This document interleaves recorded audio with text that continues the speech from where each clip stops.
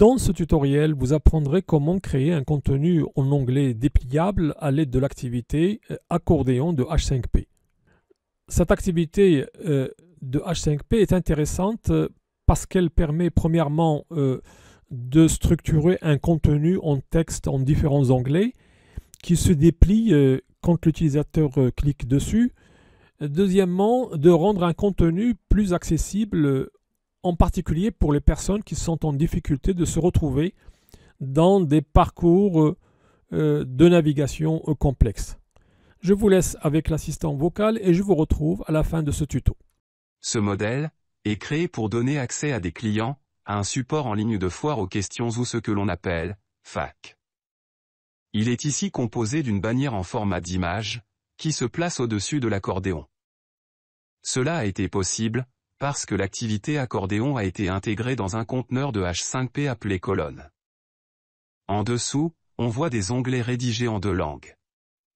Ce sont les questions les plus fréquentes.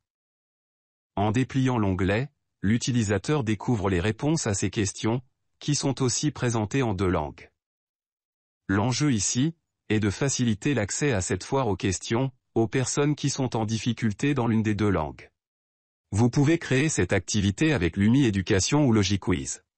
Ce sont des applications qui permettent de créer, directement sur son ordinateur, sans connexion Internet, des activités de H5P. Mais, vous procéderez strictement de la même manière si vous travaillez sur une plateforme distante, comme Moodle ou WordPress, Drupal, etc. Ce modèle a été créé à partir de cette interface. C'est le hub H5P quelle que soit la plateforme que l'on utilise pour créer des activités H5P. Comme ça a été dit, nous allons insérer l'activité accordéon dans le conteneur colonne. Commençons donc par créer une colonne. Vous pouvez chercher colonne soit, en cherchant par ordre alphabétique, en cliquant sur ce petit bouton. Soit, en saisissant les premières lettres, dans la barre de recherche et dès que l'activité apparaît dans la liste, il suffit de cliquer dessus pour la charger. Ce qui affiche l'éditeur de l'activité qui est l'interface dans lequel on va saisir toute l'information nécessaire à la création de cette activité. La première chose que vous êtes invité à renseigner est le titre de l'activité. Ce libellé est utilisé par H5P pour la recherche et dans les rapports du copyright. Il sera utilisé aussi par défaut comme nom de fichier de l'activité.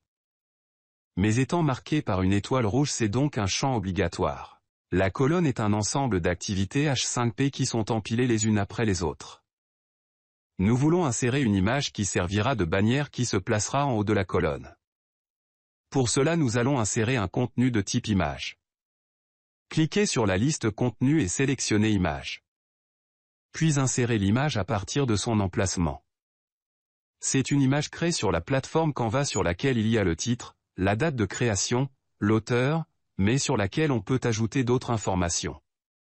Cette image doit être d'une grande résolution parce qu'elle va être affichée sur des écrans de tailles différentes. N'oubliez pas d'ajouter, ici, des informations de licence pour l'image que vous venez d'insérer.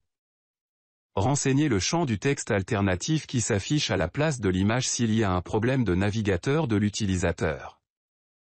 Donnez le même libellé pour le texte de survol qui s'affichera quand la souris survole cette image. La dernière option consiste à décider ou non de mettre un séparateur, en format de ligne entre les différentes activités. Voilà qu'un premier contenu est placé sur la colonne. Ajoutez maintenant, un contenu de type accordéon en procédant de la même manière que pour l'image.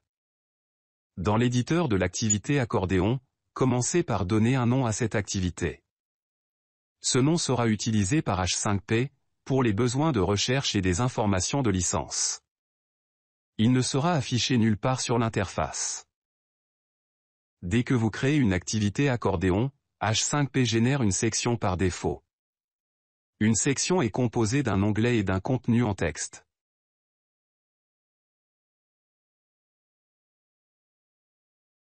Donc, saisissez le titre qui sera affiché sur le premier onglet. Ce titre doit être aussi clair que possible, parce que c'est la partie qui va être affichée et par conséquent, il doit être aussi significatif que possible du contenu qui est caché. Le titre ici est en français et en arabe parce que ce support est destiné à des clients qui peuvent préférer l'une ou l'autre langue. De la même manière, saisissez le texte qui est en relation avec le titre de l'onglet. Ici le contenu est bilingue, parce que ce support vise à faciliter l'accès à des personnes qui peuvent être en difficulté sur l'une ou les deux langues utilisées.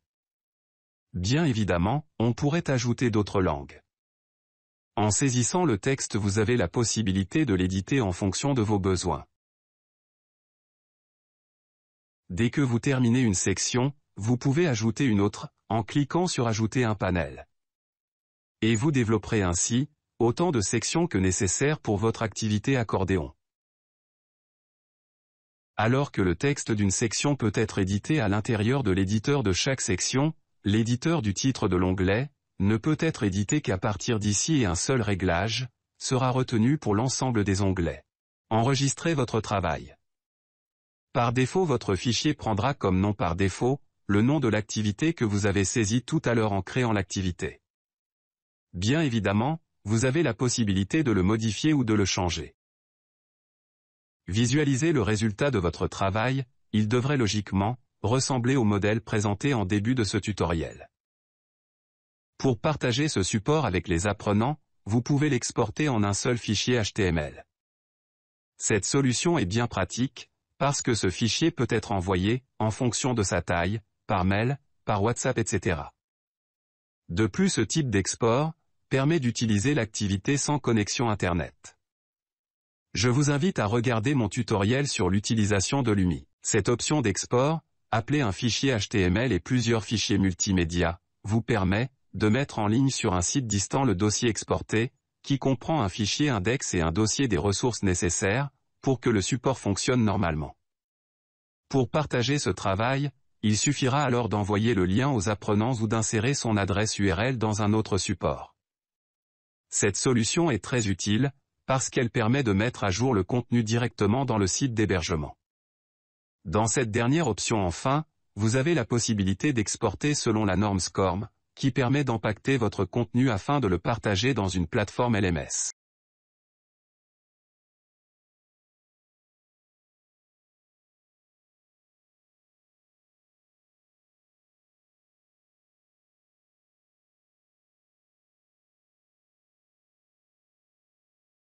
Vous avez pu voir l'avantage de cette activité de H5P appelée accordéon, qui est de présenter un contenu facilement accessible pour l'utilisateur et dont le découpage